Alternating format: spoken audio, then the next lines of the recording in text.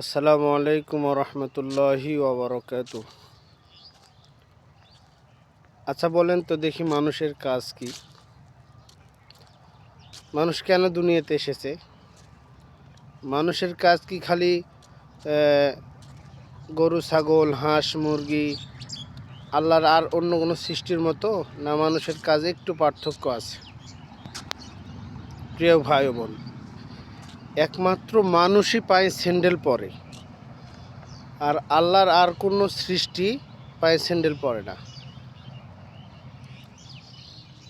এ মানুষ পায়ে স্যান্ডেল পরে বিধায় তার চাল চলন, তার কাজ গোটাটাই আলাদা। একটা হাঁস দেখেন, সকালে উঠে মালিক খাবার দেয়, জমিনে বিচরণ করে, যেখানে পায় সেখানে খায়, আবার রাতে এসে শুয়ে যায়, মাঝে মাঝে পায়খানা করে। অনুরূপভাবে একটা মানুষ কি তাই?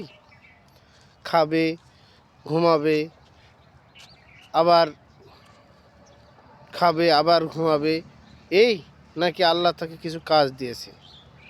প্রিয় ভাই ও বোন, আপনাদের কাছে প্রশ্ন থাকলো,